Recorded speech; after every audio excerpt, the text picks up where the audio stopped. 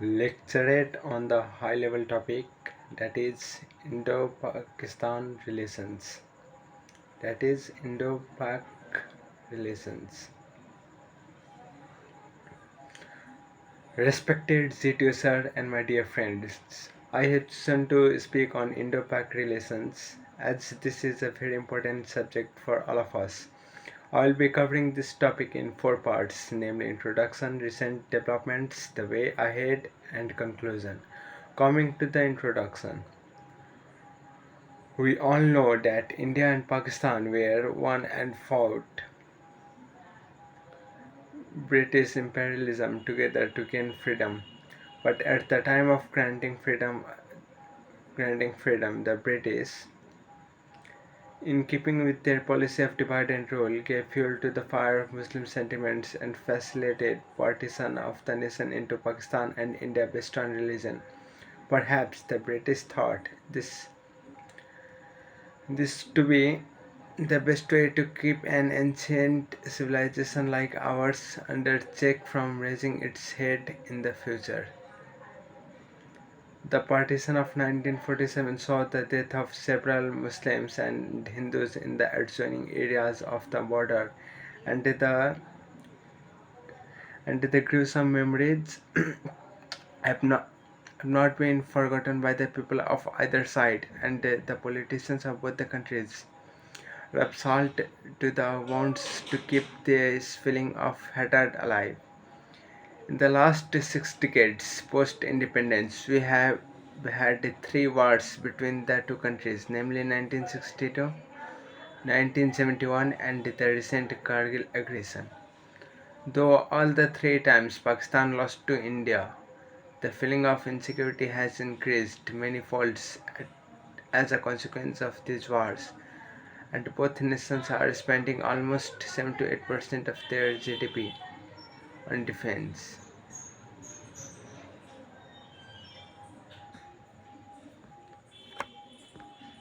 Coming to developments in the past 3 decades, Pakistan not being in a position to wage a war and being against the mighty Indian Armed Forces has restored to terrorism and other low intensity conflicts.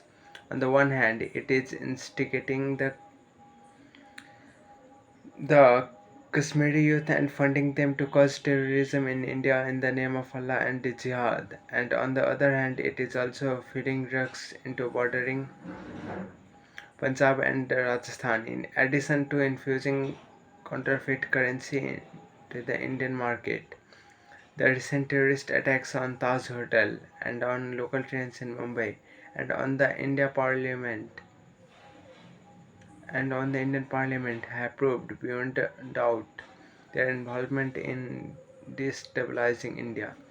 India has made several attempts to bring them to the negotiation table to resolve the unsettled border dispute and find a political solution through bilateral talks. However, each time their politicians reciprocated with more violence. In fact, the politicians are more of a puppet in that country as the Pakistan army the roast rules the roost.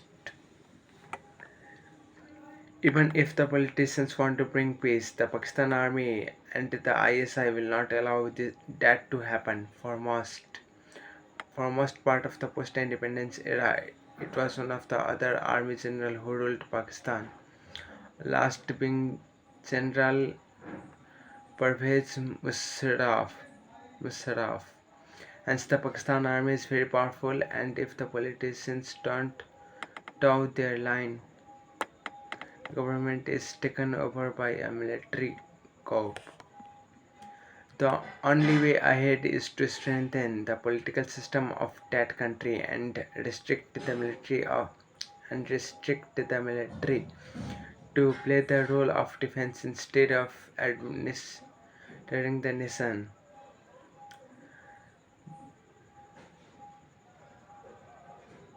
This will give way to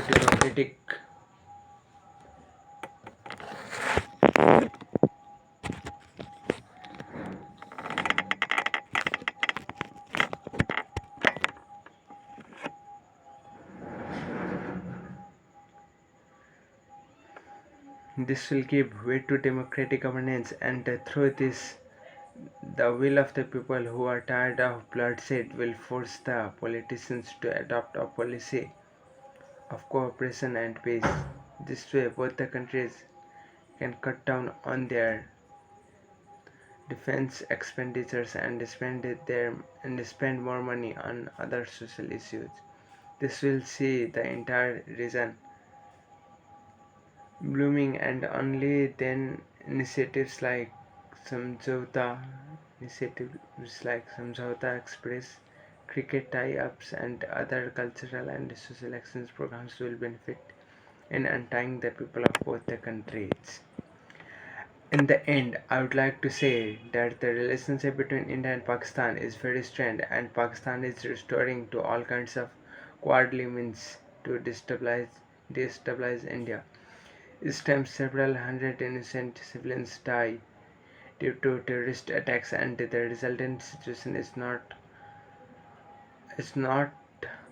at all conducive to any healthy talks. Pakistan must stop this and try to resolve the issues through bilateral talks, and only then the Southeast Asian region can be stable and prosper. Thank you.